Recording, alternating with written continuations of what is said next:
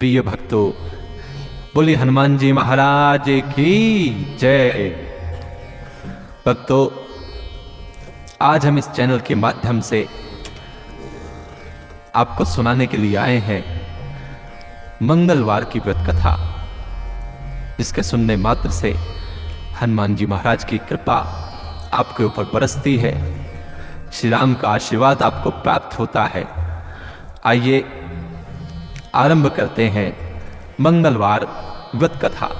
व्यास जी बोले, एक समय नैमिषारण्य तीर्थ में 88,000 ऋषि मुनियों, पुराणों के ज्ञाता श्री सूत जी के पास एकत्र हुए। शौनकादि ऋषि बोले, हे महामुनि, आपने अनेक पुराणों की कथा सुनाई है। आप कृपा करके ऐसा व्रत और कथा बताएं जिसके करने से संतान की प्राप्ति हो तथा मनुष्यों को रोग, शोक, अग्नि, सर्प आदि का भय न हो, क्योंकि कलयुग में जीवों की आयु कम है। फिर इस पर भी उन्हें रोग आदि घेरे रहेंगे तो श्री हरि का ध्यान कैसे कर सकते हैं। श्री सूत जी बोले, हे मुनियो, तुमने बहुत ही सुंदर कथा पूछी है। श्री भगवान कृष्ण और युधिष्ठिर का संवाद तुम्हारे सामने कहता हूं, ध्यान पूर्वक सुनो। एक समय पांडवों की सभा में श्री कृष्ण जी बैठे हुए थे। युधिष्ठिर ने भगवान श्री कृष्ण से प्रश्न किया, हे भगवान,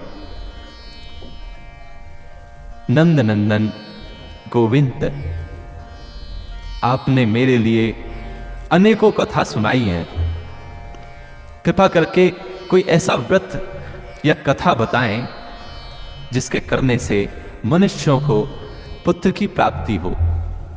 हे प्रभु, बिना पुत्र जीवन व्यर्थ है और बिना पुत्र नरकगामी होता है तथा पिता ऋण से छुटकारा नहीं मिल पाता और न ही पुण्य नामक नरक से उद्धार हो सकता है।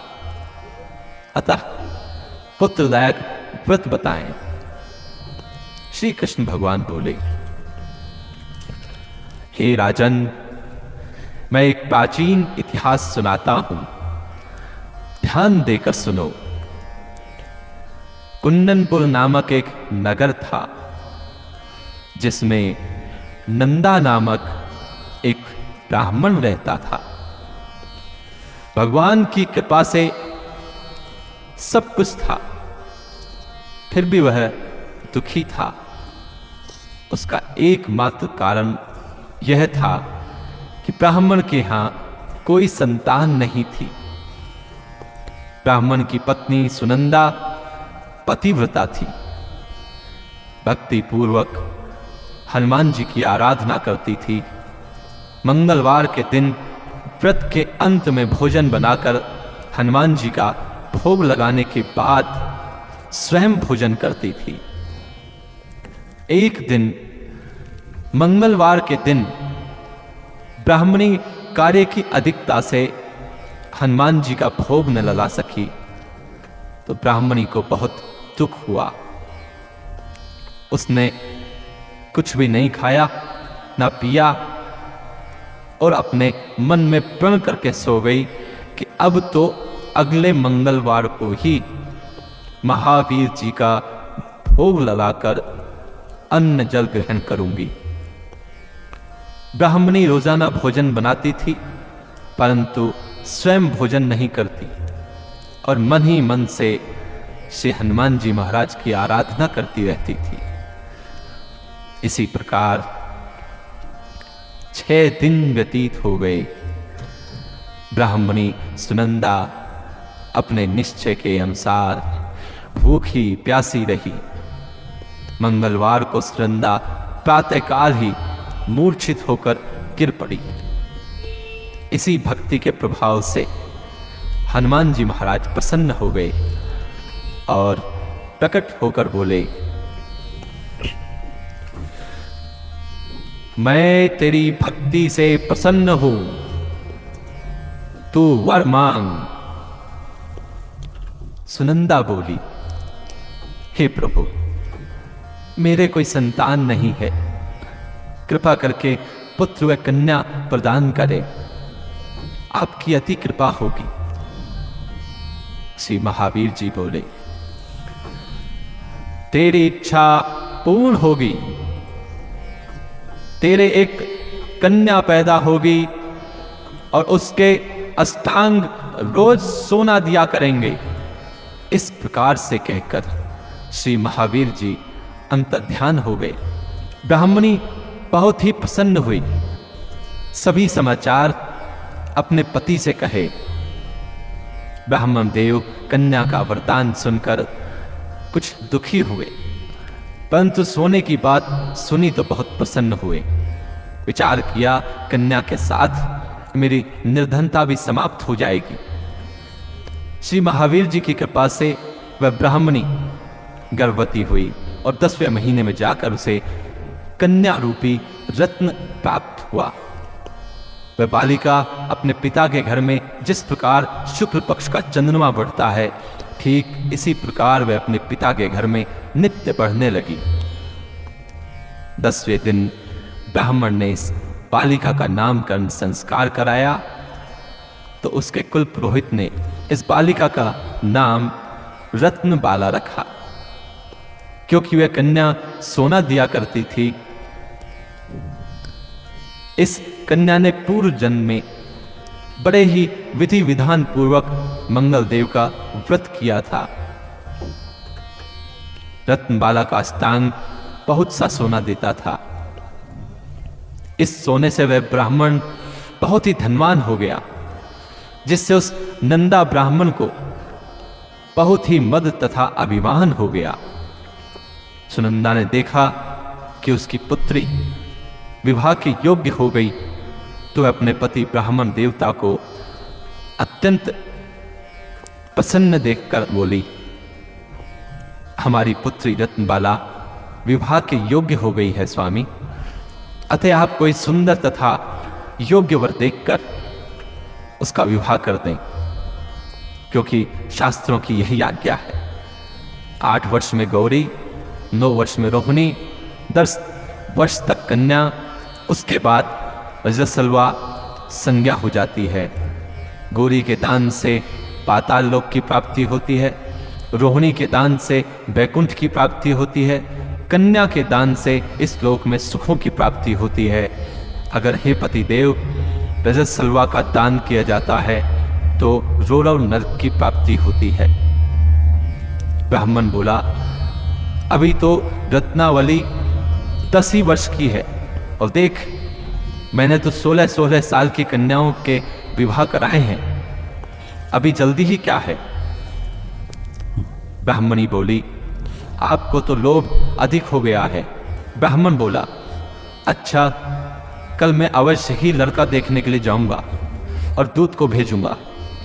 दूसरे दिन ब्राह्मण ने अपने दूत को बुलाया और आज्ञा दी कि जैसी मेरी सुंदर कन्या है वैसा ही सुंदर वर तलाश कर लाओ। दूत ने अपने स्वामी की आज्ञा पाकर बंबई नगर में एक बहुत सुंदर ब्राह्मण के बालक को देखा। बालक देखने में सुंदर था तथा ब्राह्मणों के सभी गुण इस बालक में मौजूद थे। इस बालक का नाम सोमेश्वर था। दूत ने आकर स्वामी नंदा के लिए बालक को बतलाया। ब्राह्मण ने सोमेश्वर को देखकर विधि पूर्वक विवाह कर दिया तथा कन्यादान में बहुत सा धन दिया। ब्राह्मण ने विधि पूर्वक कन्यादान कर अपने को बहुत भाग्यशाली माना। नंदा को महालोभ हो गया था। उसने विचार किया कि अब कन्या तो चली जाएगी, मेरे लिए सोना जो इस कन्या से मिलता था वह अब नहीं मिलेगा। मेरे पास जो धन था वो इसकी शादी में खर्च हो गया है और जो कुछ भी है वह कुछ समय में नष्ट हो जाएगा। इस कन्या का विवाह करके मैंने बहुत बड़ी गलती की है। अब मुझे वही उपाय करना चाहिए जिससे यह कन्या मेरे घर में बनी रहे, अपनी ससुराल न जाए। ब्राह्मण इसी पर विचार करते करते रात भर सोया तक नहीं।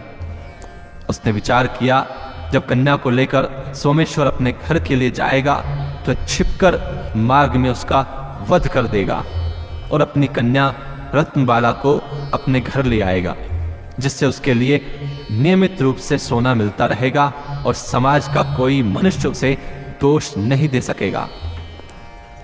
प्रातःकाल हुआ। नंदा और सुनंदा ने जमाई तथा लड़के को खूब धन देकर विदा किया। सोमेश्वर अपनी पत्नी रत्नबाला को ससुराल से अपने घर लेकर चल दिया। ब्राह्मण नंदा महालोभ के वशीभूत होकर मार्ग में छिपा हुआ था कि जमाई को मारकर रत्नबाला को फिर अपने घर ले जाए, जिससे उसे अष्टांग सोना मिलता रहे, वह कभी निर्धन नहीं होगा। नंदा ने अवसर पाकर सोमेश्वर का वध कर दिया और अपनी लड़की रत्नबाला के पास जाकर बोला, पुत्री, मार्ग में लुटेरों ने तेरे पति का वध कर दिया है। अब तू घर चल, वहां पर ही रहकर अपने शेष जीवन को व्यतीत करना। भगवान की इच्छा के आगे किसी का कोई वश नहीं चलता है। उसे जो अच्छा लगता है वही करता है, और बेटी, जो भाग्य में लिखा है वही होगा। इसमें किसी का कोई वश नहीं है। अपने पिता के द्वारा अपने पति की मृत्यु का समाचार सुनकर रत्नबाला बहुत दुखी हुई और रोने लगी और अपने पिता से बोली, हे पिताजी, इस संसार में जिस स्त्री का पति नहीं है वह स्त्री का जीना व्यर्थ है। मैं अपने पति के साथ ही अपने शरीर को जला दूंगी। सती होकर अपने इस जन्म को, अपने माता पिता के नाम को तथा सास ससुर के यश को सार्थक करूंगी। मैं अब लौट कर घर नहीं जाऊंगी। अपनी कन्या रत्नबाला के वाक्यों को सुनकर ब्राह्मण बहुत दुखी हुआ। विचार करने लगा कि मैंने व्यर्थ ही इसका वध किया, क्योंकि रत्नबाला उसके पीछे अपने प्राण तक देने के लिए तैयार है। मेरे लिए धन अब प्राप्त होगा ही नहीं। मेरा तो दोनों तरफ से मरण हो गया। और यह सोचकर बहुत दुखित हो रोने लगा। सोमेश्वर की चिता बनाई गई। सोमेश्वर की पत्नी रत्नबाला सती होने की इच्छा से अपने पति के सिर को अपनी गोद में रखकर चिता पर बैठ गई। जैसे ही अग्नि लगाई वैसे ही मंगल देव प्रसन्न हो गए और बोले, हे रत्नबाला, मैं तेरी पति भक्ति से प्रसन्न हूं, तू वर मांग। रत्नबाला ने अपने पति देव का जीवन दान मांगा। मंगल देव बोले, रत्नबाला, तेरा पति अजर, अमर और महाविद्वान हो जाएगा। और भी जो कुछ तेरी इच्छा हो वर मांग। रत्नबाला बोली, हे ग्रहों के स्वामी, यदि आप मुझ पर प्रसन्न हैं तो मुझे यह वरदान दीजिए कि जो आपका मंगलवार के दिन प्रातःकाल लाल पुष्प, लाल चंदन से पूजन कर आपका स्मरण करे, उसको रोग और व्याधि कभी न हो, उसका स्वजनों से कभी भी वियोग न हो, और सर्प, अग्नि तथा शत्रुओं का भय कभी न सताए। जो स्त्री मंगलवार का व्रत करे वह कभी विधवा न हो, अनेक पुत्र और पौत्रों की प्राप्ति हो। मंगल देव तथास्तु कहकर अंतर्ध्यान हो गए। सोमेश्वर मंगल देव की कृपा से जीवित हो गया। रत्नबाला अपने पति को प्राप्त कर बहुत ही प्रसन्न हुई और मंगलवार का व्रत प्रत्येक मंगलवार को कर व्रतराज और मंगल देव की कृपा से इस लोक में अनेक प्रकार के सुख भोग कर अंत में पति के साथ स्वर्ग लोक को गई। बोले हनुमान जी महाराज की जय, बोले मंगल देव की जय। और इस प्रकार ये मंगलवार की व्रत कथा समाप्त होती है। नमस्कार।